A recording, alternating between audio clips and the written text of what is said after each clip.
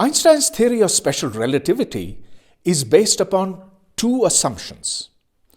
They are extremely simple and yet very powerful. The first assumption, or postulate, is that the speed of light is a universal constant. What that means is that it doesn't matter what that light was emitted from, how fast it was moving, who observes it, or whatever. So, for example, if there's a car that's moving towards you, you will see the speed of light as being exactly the same as the person in the car. The second assumption is that the laws of physics are exactly the same in every inertial frame. An inertial frame, as you know, is one that is not accelerating. So, if you were to look at any physical law, let's say that of motion or of electromagnetism, whether you are on Earth or whether you are in a spaceship that's moving at some fantastic speed, you will deduce the same laws of physics. That is, their form will be the same. Now, these are very simple assumptions, but now let's see how much power they have by focusing on specific situations. Let's take a look at this railway platform with two men standing at the opposite ends. They have heavy balls in their hands, and the one at the left is going to throw his ball towards the person at the right, absolutely straight. The one at the right is simply going to let his ball drop straight to the ground.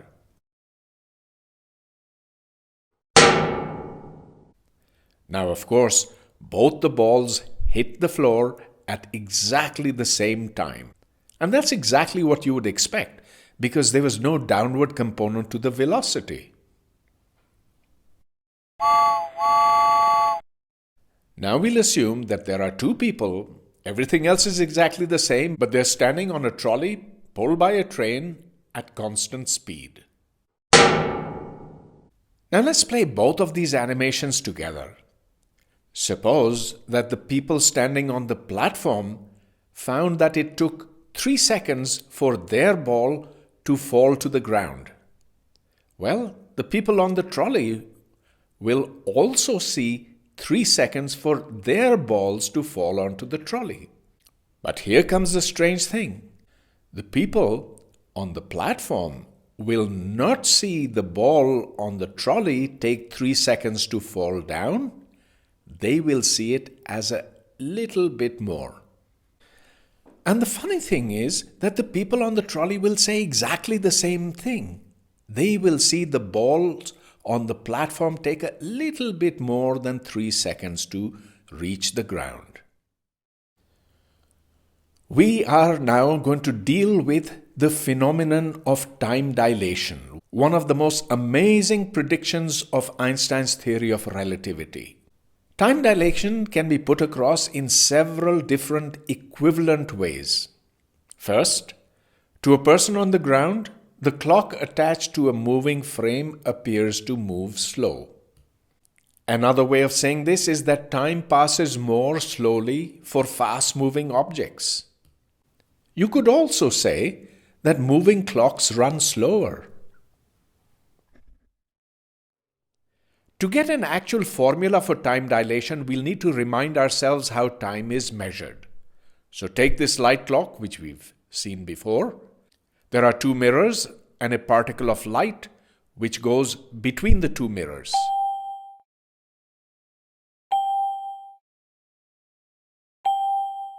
Now let's call this distance between the two mirrors L. And so obviously the time that is taken by light to go from one mirror to the other is L over C. So the total time is L over C plus L over C, which is 2L over C. And this is what is called the proper time. So here we have a situation where the observer, Mr. Garfield, is at rest with respect to his clock. Or you could say that the clock and the observer are traveling together. That is what we call the proper time. Let's look at the same clock, but this time a moving one. From the point of view of this observer who is fixed to the ground, this clock is moving towards the right at speed, let's call that v.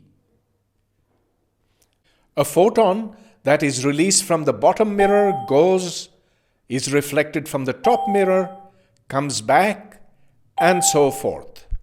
Now the photon moves towards the right at speed v. Let's now look at the trajectory of the photon. So suppose that it is emitted from this point, it moves up to this point, is reflected from the mirror, and comes back to this point. So this is the time that is taken to go and come back. Let's call that time t prime. So the distance, or rather the half distance from here to here, will be half of v t prime. This distance, of course, is L. L is the distance between the two mirrors. And so the distance that the photon actually has to travel will be L squared plus the square of this distance, which is 1/4 v squared t prime squared.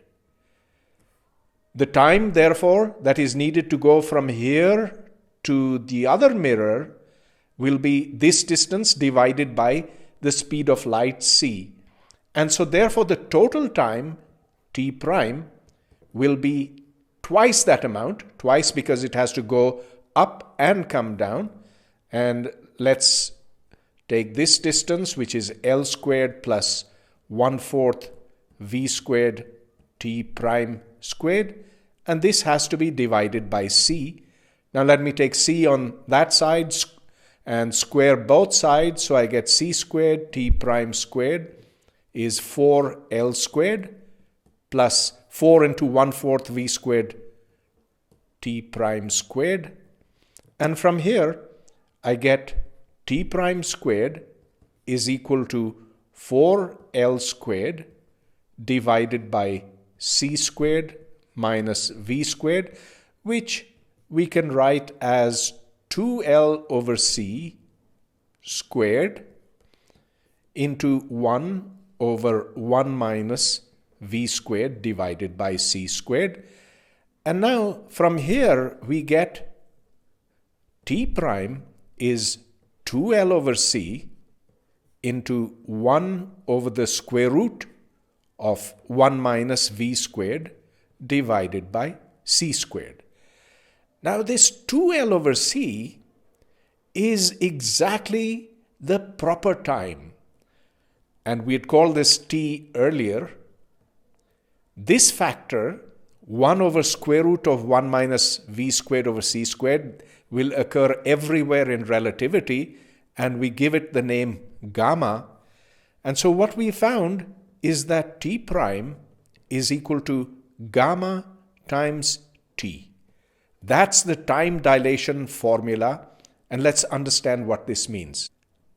If you were traveling with the clock, then t is the time that it would take to go from the bottom mirror to the top mirror and to come back. So anyone traveling with the clock will see time t. Let's say that this time t is 1 second. The time t prime, on the other hand, is the time observed by this person here on the ground. Now let's look at this factor gamma. I'm running out of space, so I'm going to rewrite this over here. That's 1 over 1 minus v squared over c squared. And now since v is less than c, everything travels slower than light. Therefore, this 1 minus v squared over c squared is a factor which is less than 1, which means that this gamma will always be bigger than 1. On the other hand, if v is equal to 0, well then it will be equal to 1. Now let's say this clock was traveling very, very fast. So v was, let's say, 4/5 of the speed of light. In that case, gamma would be 1 over square root of 1 minus 16 over 25. And 25 minus 16 is 9. So this would be 5 over 3. So gamma would be something like 1.67 if the clock was traveling at this enormous speed. You can see that as v gets closer and closer to the speed of light, gamma becomes bigger and bigger. In fact, for subatomic particles, gamma can be 100, it can be 1,000, and it can even be bigger than 1,000. What that means is that if 1 second passes according to the person who's traveling with the clock, 1,000 seconds could pass for the person who is watching from the ground. This is why this is called time dilation. Time is passing slower as the clock moves faster. Here is a quick summary of what we've learned so far. First, the proper time, we call it t, this is the time seen by someone moving with the clock. And now this clock does not have to be a light clock. It can be any kind of clock. It can be an atomic clock, it can be a spring watch or whatever. Exactly the same laws apply to every kind of clock. This is the definition of the gamma factor that we saw. Clearly, if v is 0, then gamma is 1. And so for slowly moving objects, gamma is going to be very, very close to 1. But as v gets closer and closer to the speed of light, then gamma gets bigger and bigger. In fact, there is no upper limit to how big gamma can be. The most important thing that we learned was that if you take 2 subsequent ticks of a light clock, as observed from the ground, then that is gamma multiplied by the proper time. In other words, the time observed by someone moving with the clock on the train. Now, because gamma is always bigger than 1, therefore we see that the clock on the train appears slowed down when observed from the ground. But here is an apparent paradox. After all, who is moving and who is stationary? The person on the ground says that the train is moving, but according to the person on the train, the observer on the ground is moving in the opposite direction.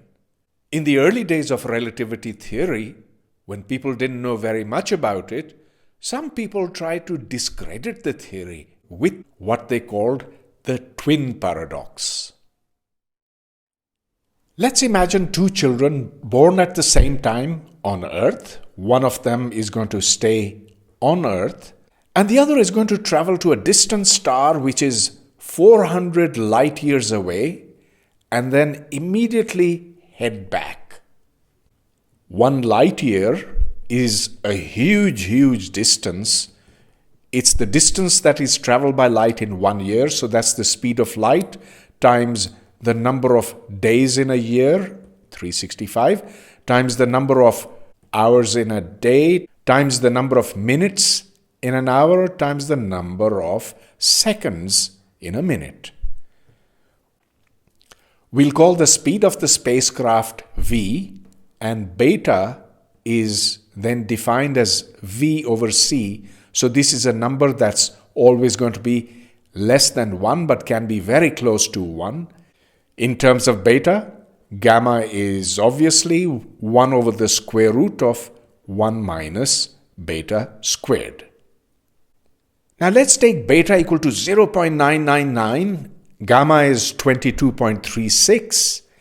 The time taken by the spacecraft, according to the person who stays on the ground, is close to 800 years.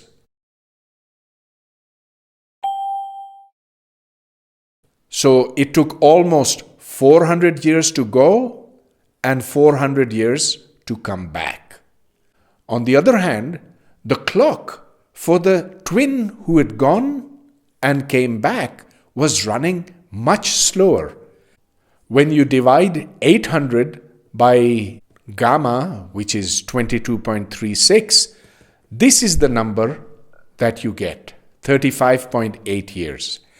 So what that's telling us is that the twin who stayed on Earth died long ago, but the twin who returned was just 35.8 years old. The reason this was called a paradox was because wasn't it possible for the person who had gone on the spacecraft to have said, oh, the twin has gone off and come back, and therefore both situations should be equivalent? The answer is no, because both of them were born here on Earth, obviously at rest. Then the twin who went off into space had to accelerate very rapidly, go all the way across, and then change direction, and then come back. That means that the space-traveling twin was not in an inertial frame, and so therefore there is no paradox. The first twin was genuinely in an inertial frame, whereas the space-traveling twin was switching between frames and hence not in an inertial frame. Of course, interstellar travel is not possible as yet, but we can check time dilation using particle accelerators. Here is an example of one, a very big one, located in Switzerland and France called CERN. Beneath the ground, there is a very fast-moving beam of particles. These particles are moving almost at the speed of light. Let's look at this particle which is moving in a circular orbit. Now, this is an unstable particle, which means that after a certain time, it decays. But we see that it lives longer because of time dilation. Let me cook up an example that is actually not too far from reality. So take a particle that on the average lives for 1/1,000,000th of a second. T is 10 to the minus 6 seconds. Now, this is the time that a particle will live in a frame in which it is at rest. In other words, if you were moving with the particle, then it would last this time, 1/1,000,000th of a second. Now, suppose this observer over here sees the particle moving at speed v. And just to be definite, I'm going to take a value which is very, very, very close to the speed of light, 0.999999 times c. In other words, beta is this number over here, very close to 1. You can easily calculate gamma, and that works out to 1,000. Okay, now let's see how far this particle will travel if it is traveling at this speed. That distance d will be v, but v is very close to c, so I'm just going to put 3 times 10 to the power 8 meters per second times the time which is seen by the observer, and that time is gamma times t. That's what we learned about the time dilation formula. So let me put now t over here, 10 to the minus 6 seconds. And this gives us 300 times gamma meters. Now, what that means is that if it was moving in a circle with circumference 300 meters, it would go around once if gamma was 1, but it'll go around 1,000 times if gamma is 1,000. Now, this is exactly what is observed, that if there's a particle which is moving with gamma equal to 1,000, for example, then it will go 1,000 times around, or in other words, it'll travel a distance which is 1,000 times greater. This is a fact that we see every day in our particle accelerators. Length contraction is another very strange prediction of the theory of relativity. It says that objects moving along the direction of motion become shorter. It's not that they seem shorter, but they actually become shorter. So, for example, if you have this rod, when it starts moving close to the speed of light, it becomes shorter, maybe half its length, maybe a third, more or less. All that depends upon its speed. Now, although this length here changes, it goes from long to short, however, the transverse size, that is to say, the width, remains exactly the same. It is only in the direction of motion that something becomes shorter. This is also called the Lorentz contraction. Here's an amusing animation of Lorentz contraction. A spaceship is moving at beta equal to 0.1 and the sign behind it is of normal size. But if the spaceship moves at beta equal to 0.865, that is to say 86.5% of the speed of light, then the Lorentz contraction is much greater. And if it's moving at beta equal to 0.99, then the Lorentz contraction is still greater. To get a formula for the Lorentz contraction, let's consider two parallel mirrors, this one and this one. And now note that they're placed vertically rather than horizontally. They are at rest with respect to this observer here. We'll call this distance between the two L. And this L is what we shall call the proper length. So this is the length in the rest frame. Now, if t is the time taken for a photon to go and to come back, then the proper length L will be the speed of light times the time taken to go one way. So t over 2. The proper length over here, proper time over here. Now note that in this case, we are not using these mirrors as a clock, but rather as a ruler. So the length now is to be defined in terms of the time. Now let's put the mirrors into motion. Both of them will be moving towards the right at speed v. According to the ground-based observer, the distance between the two mirrors will no longer be L. In fact, it will be something else. Let's call that L prime. A photon that is emitted from the left mirror will move towards the right mirror, arrive there, and be reflected back. Of course, the photon will be moving at speed c no matter whether it is observed by the ground-based observer or by one who is moving with the mirrors. Let's calculate the time as observed by the ground observer. We'll call that t prime. So t prime is the time observed by Mr. Garfield, or the ground observer. Now, we're going to separate this off into two parts.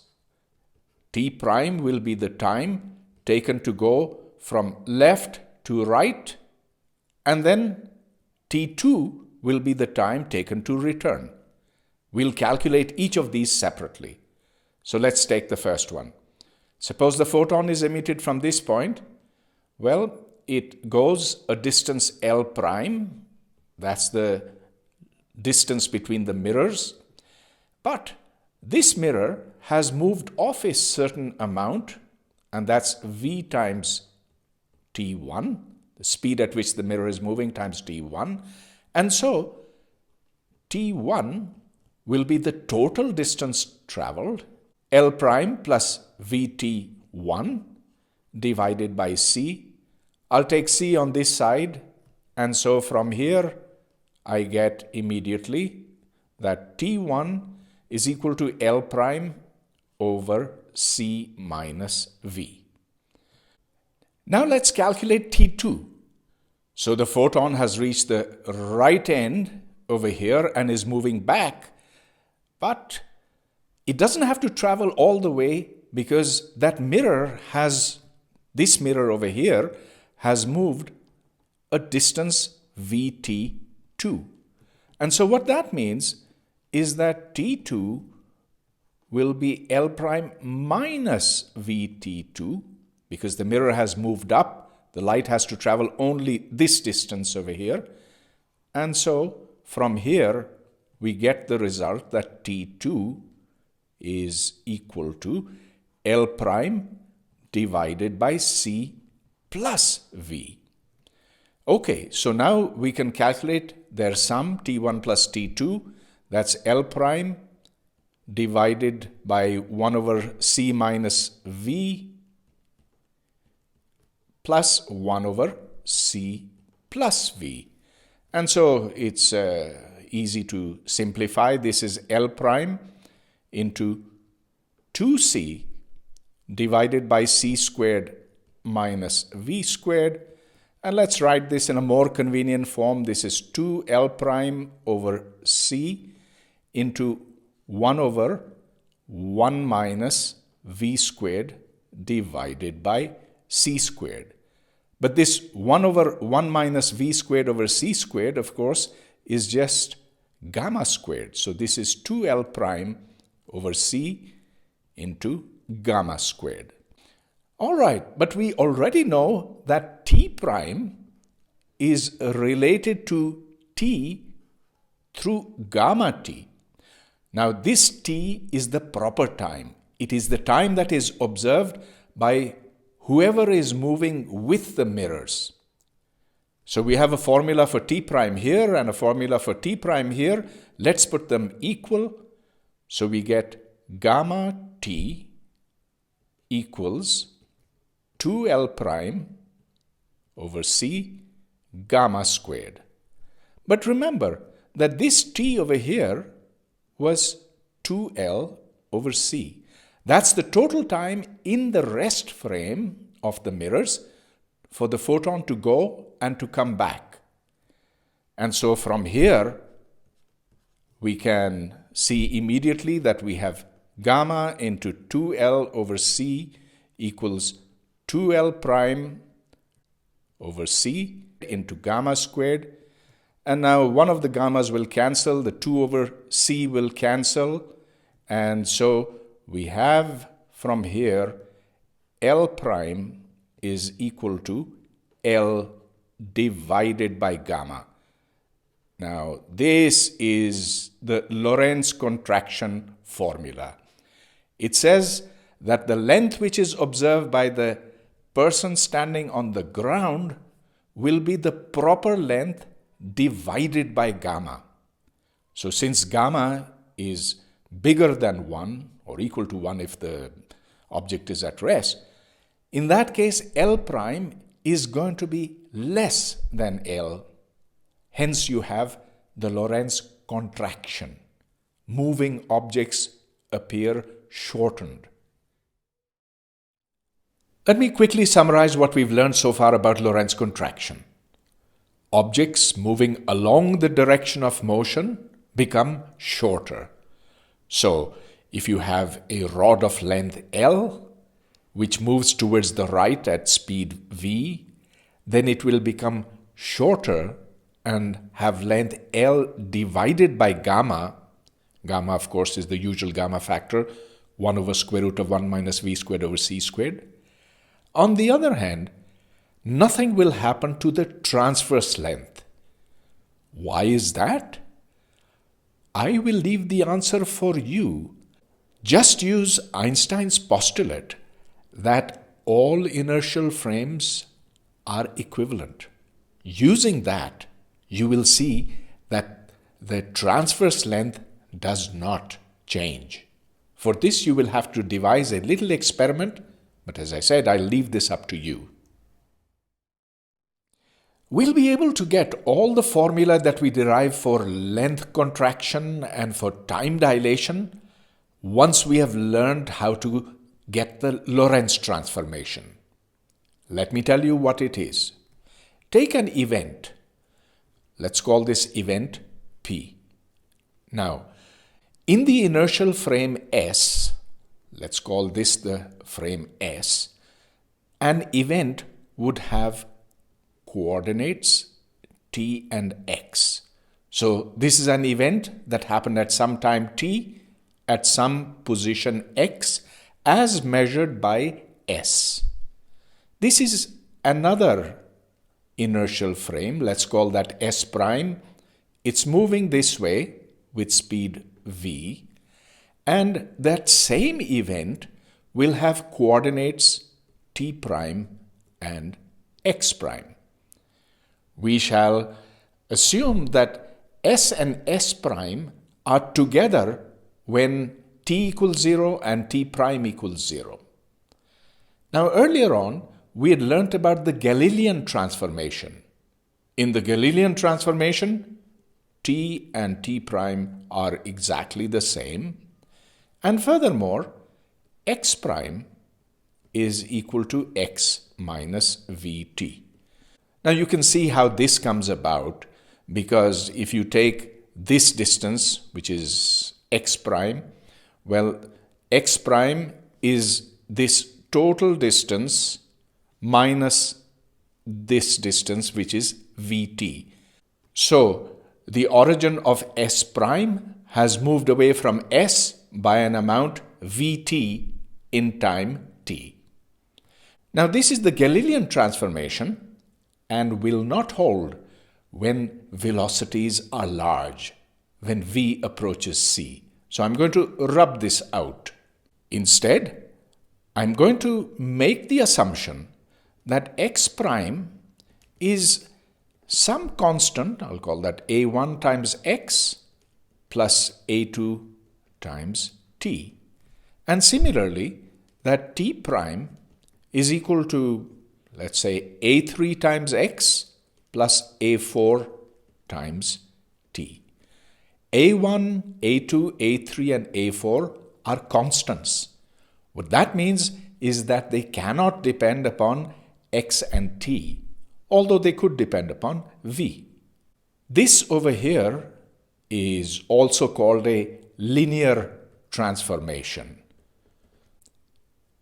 So if the coordinates of an event are known in frame S, you can get the coordinates in S prime. And of course you can also go the other way, which means you could write x and t in terms of x prime and t prime. But we'll come to that later. Now I'm going to take a number of events. First, let me take the event P, which is equal to x equals 0, t. So that means that this event actually happens over here at time t. And now let's see what x prime is. Well, x prime is equal to a2t. And from here, t prime is equal to a4t. Okay, now let's divide the two. So x prime divided by t prime is equal to a2 over a4. But x prime over t prime is the velocity of the origin of s. So according to someone in s prime, s is rushing in the negative direction with speed v. So this is equal to minus v. And so from here, we get a2 is equal to minus v a4. I repeat, we are looking from s prime at the origin of s, which is clearly moving in the negative direction, so moving in this direction, and x prime over t prime is therefore minus v, and so we got this relation. Now let's look at an event that happens at the origin of s prime.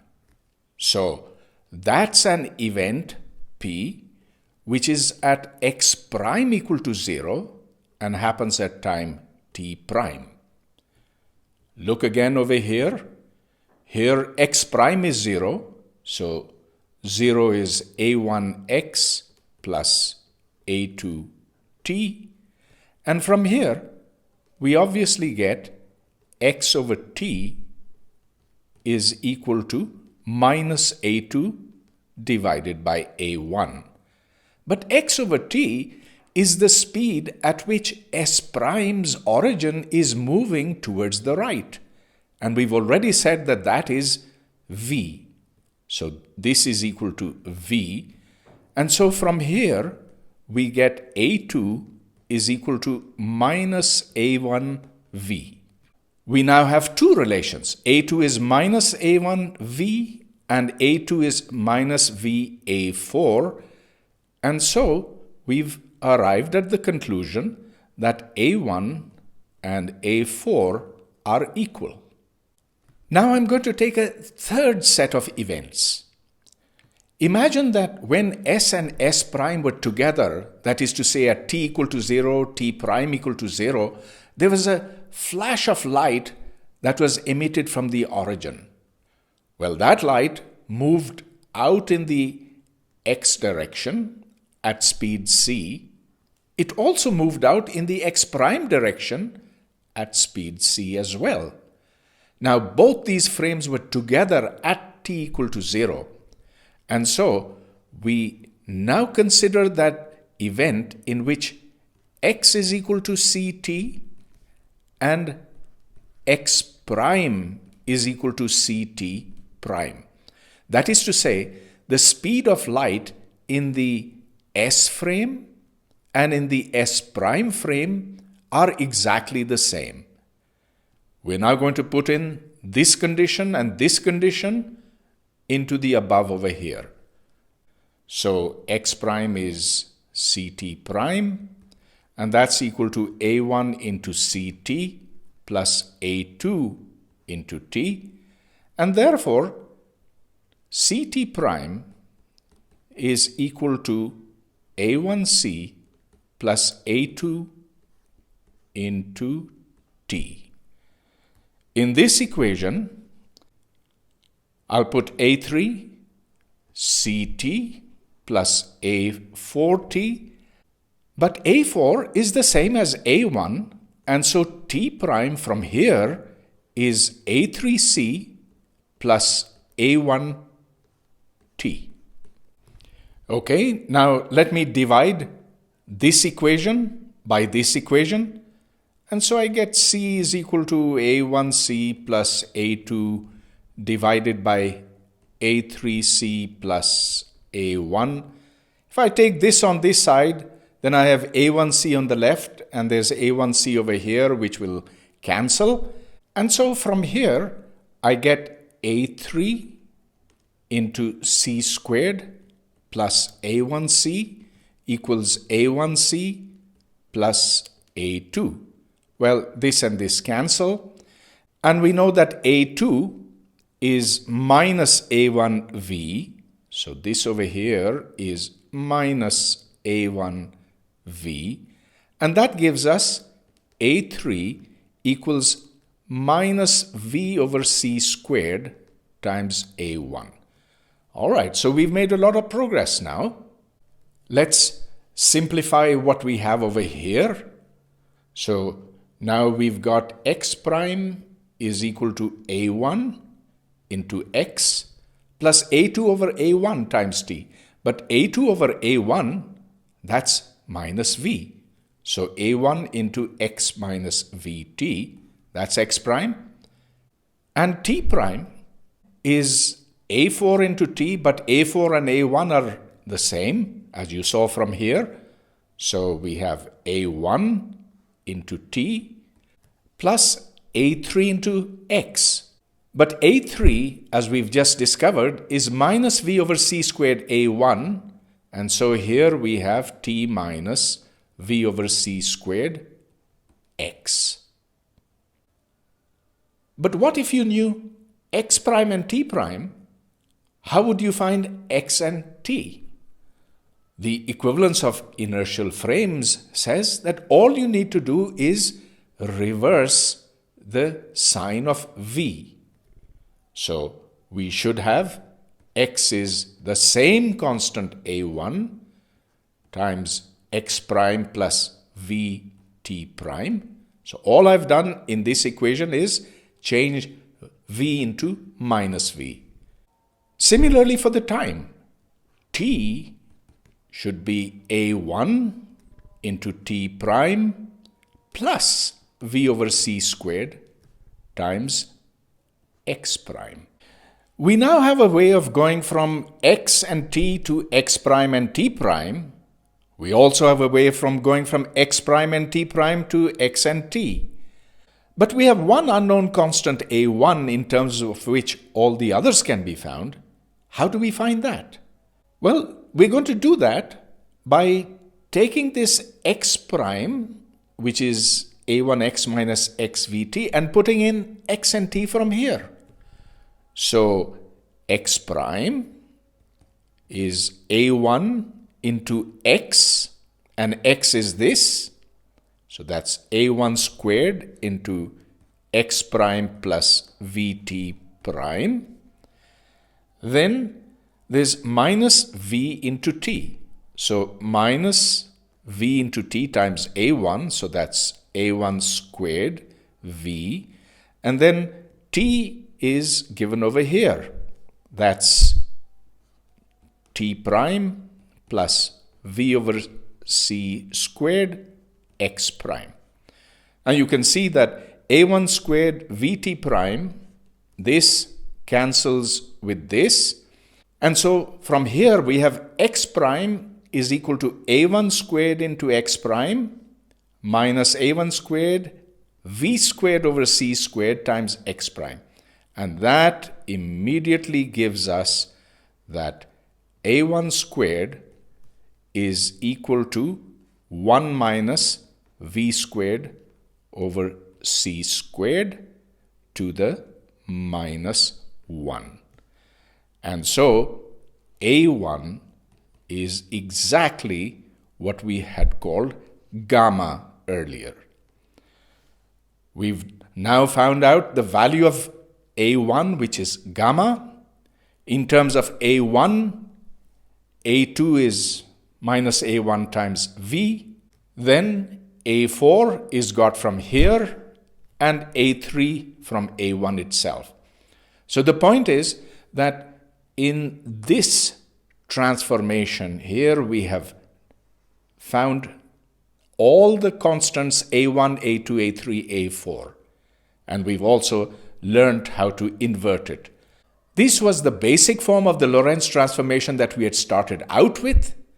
We've now found out a1, a2, a3, a4 in terms of the velocity v, which is the speed at which the frame S prime moves according to S. Let me give a quick summary of the Lorentz transformation that we've just derived. There is a frame, let's call that S.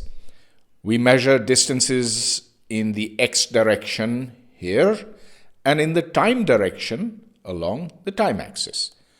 Some event happens. It happens obviously at some time and at some position. So its coordinates are t and x. Now suppose there is another frame which is moving towards the right at speed v. Then the coordinates in that frame, let's call it S prime, will be t prime and x prime. I repeat that both S and S prime are inertial frames. Now, in terms of this velocity v, we have the usual gamma factor, which is 1 over the square root of 1 minus v squared over c squared. And what we've just derived is how to go from x and t to x prime and to t prime. Suppose that v was very small compared to the speed of light. In that case, gamma would be close to 1, in which case x prime would be x minus vt, and t prime would be just t, because you could neglect this. That, of course, is exactly the Galilean transformation. So the Lorentz transformation goes over into the Galilean transformation for small velocities. Now, if we want to go from x prime and t prime to x and t, notice that all you need to do is change v into minus v. And that's required because if you were to look from the point of view of s prime, you would see s as moving this way with speed v, that is to say, with velocity minus v. Now, these formulae are for one-dimensional motion. In general, you could have motion along any axis. It's actually quite easy to derive the most general form of the Lorentz transformation, but we won't do that right now. In this lecture, we saw how the coordinates of an event, as described in one inertial frame, can be related to the coordinates in another inertial frame. So the same event is described differently by the observers in two different inertial frames. This is, of course, the Lorentz transformation.